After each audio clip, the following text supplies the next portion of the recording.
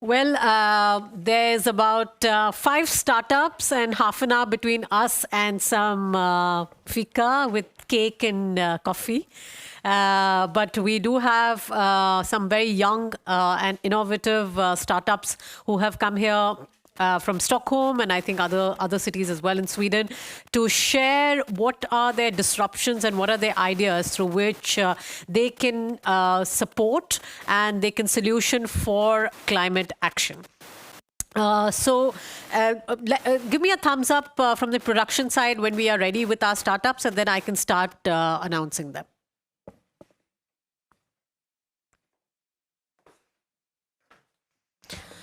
So what these startups, perhaps I can just give a quick sort of round.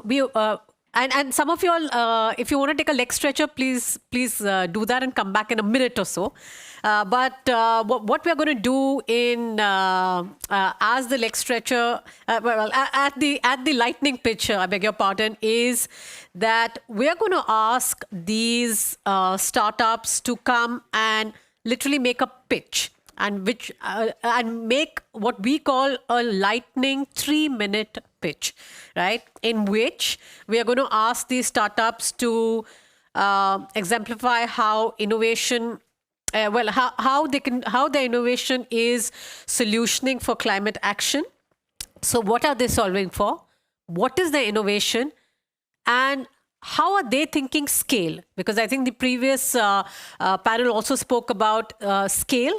Exponential scale, and really the challenge of scale, even in terms of our own imagination. So if we are ready, we can start calling the startups. Oh, perfect. A big welcome to Sticky Solar Power. Please come on stage. Jonas Budgård, the CEO, as well as Abhinav Mulasi, Research and Development Engineer. And if there is any other colleagues that you have on, okay, it's going to be Jonas on stage. Welcome, Jonas. We also have Arkiv, and we have Axel Wolin, co-founder and CEO, and Oliver Gruth, co-founder and CTO. If you all are here, please come on stage. Yeah. There you are.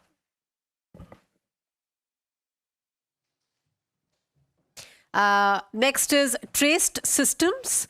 May I call Johan Toll, co-founder and CIO. Welcome. Cyclotech. Khalid Kosmas, founder and CEO. Welcome. Okay. And what is your name? Okay, more than welcome. And Capitalizer, Rutvika Acharya, and who's the CEO, and Alejandro Romero, who's also part of Capitalizer. If he is here, welcome on stage as well. So all of you have 3 minutes. What's the innovation? What are you solving for? How do you plan to scale?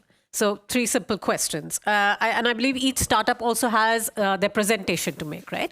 So I think we are starting with Sticky Solar Power. The rest of us can come on the side, perhaps, so you get the stage and you get the mic as well. And then we kind of come in again. So you can go on both sides. That's fine. Yeah. Okay. Hello. Can you hear me? Let's play the presentation. Okay, thank you for having me. My name is Jonas Budgård. I'm the CEO of Sticky Solar Power. Sticky Solar Power has developed the tape solution. The tape solution is developed to decrease production cost and increase efficiency in solar module manufacturing. So our customers is solar module manufacturers. And what's happening in India is very, very big. Solar is growing very rapidly. So what do we do and what is the tape solution? Well, we have developed an interconnecting method to interconnect the single solar cells in the modules instead of soldering. Soldering has some disadvantages where the tape solution could help the industry to reduce cost and increase efficiency. We increase efficiency by removing the high temperature that is used in soldering. The tape connects these cells in room temperature, which enables the use of high-efficient solar cells. And on top of that, it reduced the amount of silver and lead in the solar cells. Silver is a very precious material, which is very costly, and lead is not good for the environment. But the tape solution reduces this material, which enables cost reduction. We have conducted a bunch of tests to make sure that this solution would withstand a very long lifetime. And our business module is to supply the tape, the consumable, and also the machinery for the module manufacturers. And our business module is based on customer benefit. So both us and the customer will have a benefit by using the solution. The tape itself isn't conductive. It's not a conductive polymer. The tape only acts as a carrier for copper wires. So the electricity is conducted through copper wires, but the tape keeps everything in place instead of soldering. And the tape solution could be used both in high volume production, such as in India, to reduce cost and silver, but also in niche markets where the visual aspect is very, very important. So that's it for me. Thank you very much.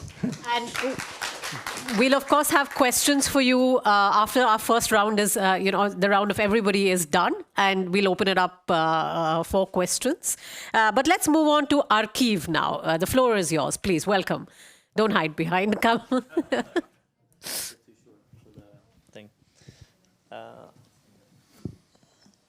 Can we play the presentation, please? Is this my clicker? Oh, how do I go back? There we go. Yeah, so by 2026, in all EU countries, the EPDB regulations are going to become national law. In 2023, India revised its national building code for new buildings to be 30% more energy efficient than traditional ones. And now in Sweden, by 2025, our most fundamental building law is being revised, and it's throwing the sector for a toss up. Regulations are becoming more and more complex, and architects are having to work more and more with regulations. We want architects to be artists, and we don't want projects to have to be redrawn because of failing regulatory compliance. That's why we're using AI to build the co-pilot for architects, which is Arkiv. So 111 billion Swedish crowns, around 10 billion euros or dollars, is lost in construction error. And this is every year just a quarter of the total revenue of the construction industry that's lost in just simple errors that we think are totally preventable. The biggest offenders are compliance breaches with regards to accessibility requirements, especially in Sweden. We also think that as firms are becoming larger and larger, less decentralized, then good work is being duplicated a lot, it's being hidden. People within the firm aren't able to take part of each other's good innovations. And we want good design to leave a mark, not only for the project, but for the future. And that's what we wish to accomplish with this project. Yeah. With regards to scale, we see a potential of 14,000 architects and others in Sweden. And as I mentioned, this goes for all EU countries. So we see a huge market here that's only becoming more and more intense with regards to these regulations for construction. We currently have a lot of pilots at some of Sweden's largest architecture firms. And we also have pilots within non-architecture domains, such as landscape architecture and also construction workers, enabling us to reach even further. By utilizing agentic AI, as mentioned previously on this stage, we are able to scale very fast by building modularized. So we only have to change a small part of our product itself to access a whole new country or set of regulations and be able to help more people. So what we want is that we want, as I said, architects to return to artists and projects to not have to be go to waste from failing to comply with these regulations. Thank you. Well, thank you. Thank you so much. And now let's move on to our third startup, Traced Systems. Johan? Yeah, if you can pull up the presentation of Traced Systems, please. There. Okay, super. Thank you. What if you could, through one scan on your mobile phone, have countless of impacts? What if you can measure and prove the authenticity? You can remove the fakes from your environments. What if you can measure the sustainability and prove and showcase how you are moving into a more circular world? And at the same time, how you can also achieve regulatory compliance that we see coming out there, especially here in Europe. That is what we are doing at Traced. So how do we do that? We create digital twins based on the blockchain technology you produce, that you manufacture. If that is batteries for your cars, if that is leather jackets from the textile industry, or if that is furniture, for example, we can create digital twins that can track the full supply chain from its inception, from where did you source the minerals of your battery, from where did you source the leather for your leather jacket, until has this been properly recycled, or have you actually just thrown the battery out in the ocean? And that will be a regulatory requirement coming upon all the European citizens in 2 years' time. So all manufacturers of batteries, all manufacturers of garments from the textile industry will need to fulfill and ensure that they create something that is called a digital product passport. And that is exactly what we have built on Traced Systems. So, and that is also a way for you as a business to showcase that you are compliant, that you have measured, you can verify your sustainability efforts in a very good way. And of course, you can remove any fakes produced or trying to copy what you have done. You can prove the authenticity of your products in a correct way. All of this stored on the blockchain solution. So I think we have more or less solved the triple challenge, as we call it here: the authenticity, the sustainability, and the compliance through one digital twin, the digital product passport. And we will be working together with the EU Commission for 3 years on this. We are fully compliant with what we see, all the regulatory parts coming out there. And that's also super relevant for companies in India that want to start to sell and offer their products in Europe, because all companies coming from outside Europe will also need to fulfill the requirements on having a digital product passport connected to whatever they sell in Europe here, starting with batteries, textile industries, furnitures, and it will come electronics and other parts as we speak. So every year, be more and more regulatory requirements on this. So how are we looking to scale this? I think the first thing, we've been in a lot of interesting discussion here, how can you scale your business? I think one is, of course, sometimes you will need to meet up with the regulatory requirements. But what we can do is also prove the efficiency. We can prove that you will have more business success by using digital product passport. You can have more engagement from your clients. You can have more communication with your clients. You can actually increase the business. You can prove the sustainability. And through that, you can win more businesses.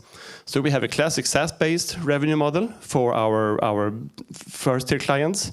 We have professional services. We can help and we can work with system integrators like big consultancy companies to help them to integrate the solution into their clients. And the third stream is obviously, we talked a lot about AI here and web-free engagement. I think we also can see that through AI, we can now actually advise. We can make the digital product passports more insightful, so it can recommend you what should you do, how should you act to become more compliant, how should you act to reduce the emissions of your solutions. So that is more or less Traced Systems. So thanks a lot for my 3 minutes. Well, thank you so much. Very, very interesting. Okay, keep it here. May I call Cyclotech, please? Yeah, okay. Can you hear me? Hello. Clearly. Right. So I'm here to fill in for my colleague Halit. He got sick yesterday. I run a small investment company, venture company, and I just came into the company like 6 weeks ago. So forgive me if I'm a little bit winging it here. So skip the bin, cycloth it in is the pitch. I'm going to skip a little bit here. I wasn't aware of this, but textiles are a huge problem in our society. It's a massive problem, way bigger than I actually understood. And these numbers speak for themselves.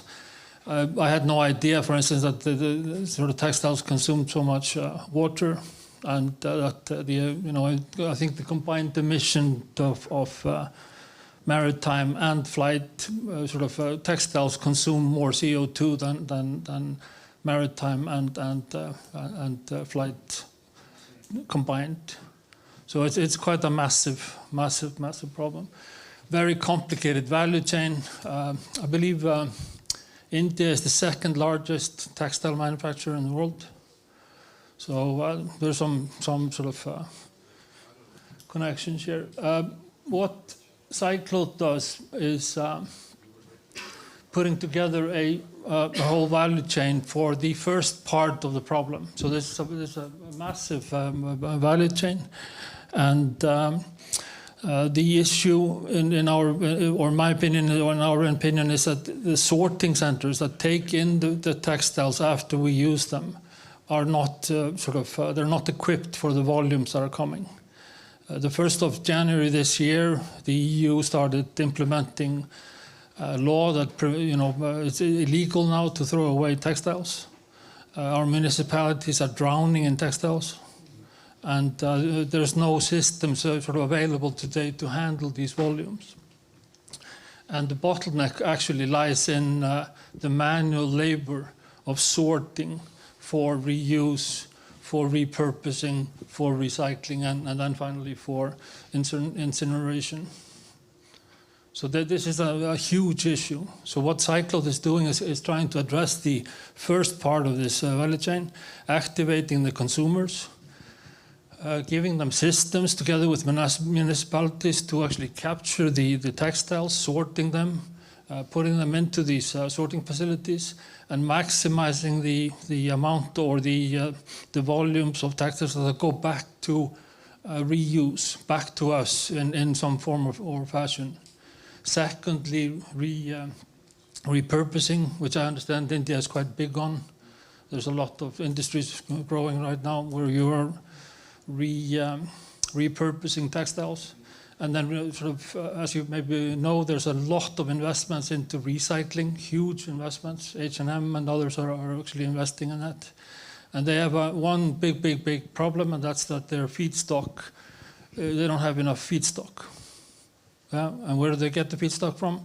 From the sorting facilities.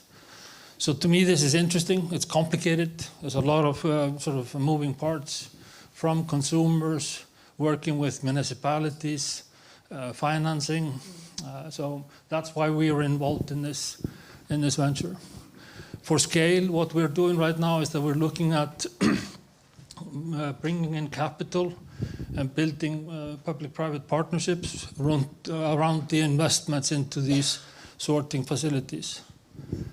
Sweden needs around 25 facilities, one per region. You need to share them because there's an investment involved in this. Today, the NGOs are running this, and they can't handle the volumes. And the only way to handle this is by automating the sorting facility. So it requires capital and drastic speed in adoption. So that's what we are doing. Yeah, it's a challenge, and I thank you. All right, and now we have Capitalizer. Welcome, Rutvika. Let's hear it from you.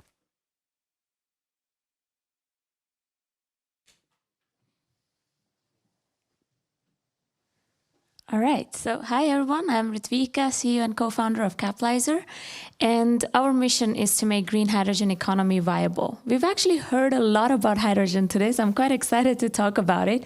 But why are we even talking about hydrogen?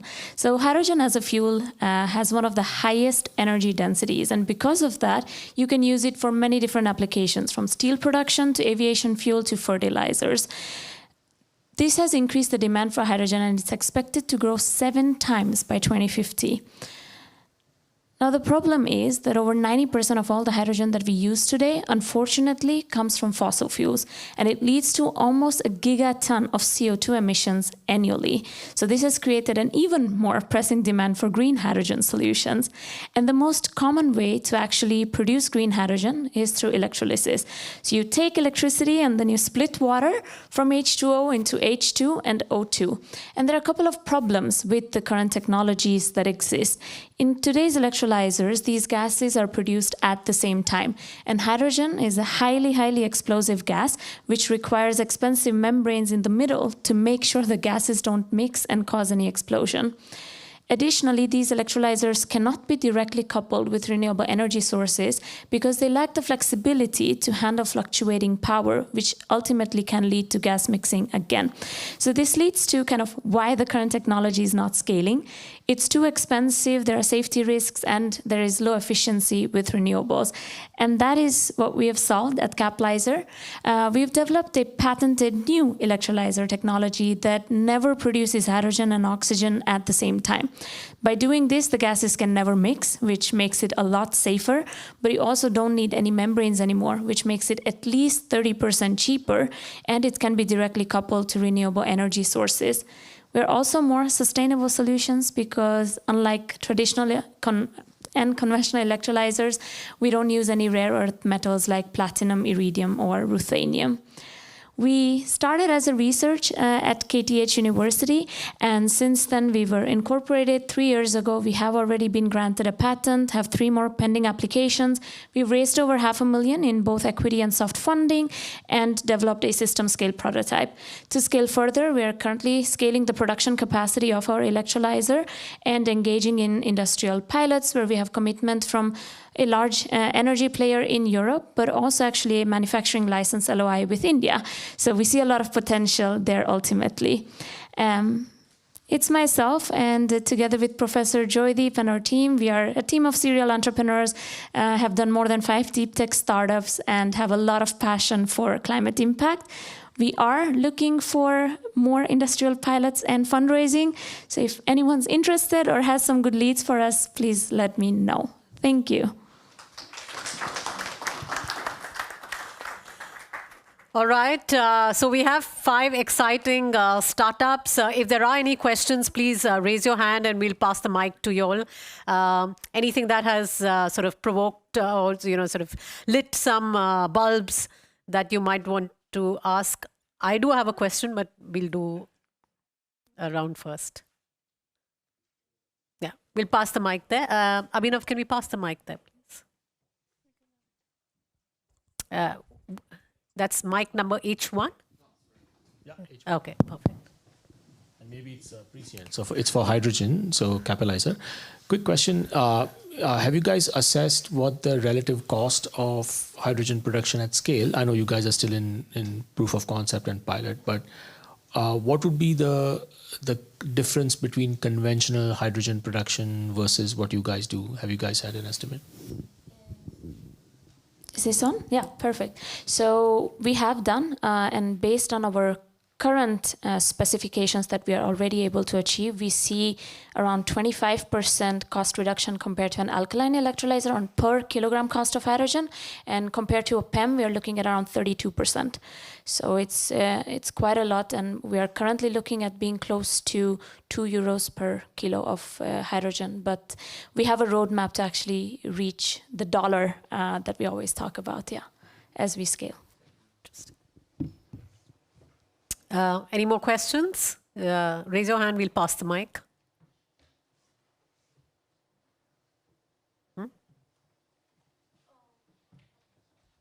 Hello. Go ahead. Am I audible? Yes, Okay. yes. So my question is with Jonas, Sticky Solar Power. My question is, what are your major areas? I mean, do you offer a warranty for the tape, for the solar tapes? A warranty. A warranty for the solar tapes?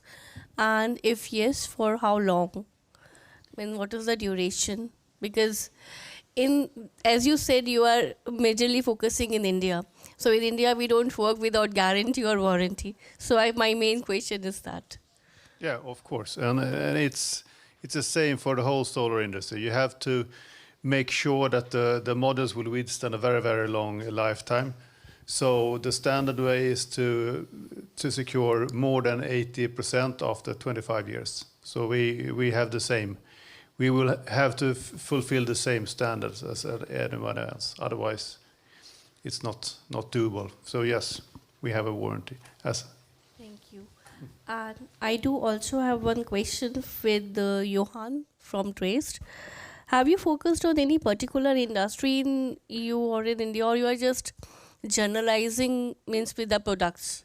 Any particular industry you are focusing on? That's a good question. So we have built a general digital product path solution that can cover multiple types of industries. But initially we are focusing on the battery industry because we see that's a heavy demand for these type of services. And we're also focusing on the textile industry for the garments, as we also heard from Cycloth here, that it's a critical demand. They need to prove that they are sustainable. They need to prove that garments are not thrown away or not burned up somewhere else here. So those are the two industries we are focusing on initially, but then we're exploring additional industries to come as we see the interest builds up. And that's also the two industries that will first be regulated in Europe. So in 2 years' time, you need to have a DPP connected to your garment or to your batteries. Otherwise, you're not allowed to sell it in Europe. Thank you. Yeah, there's one more hand there.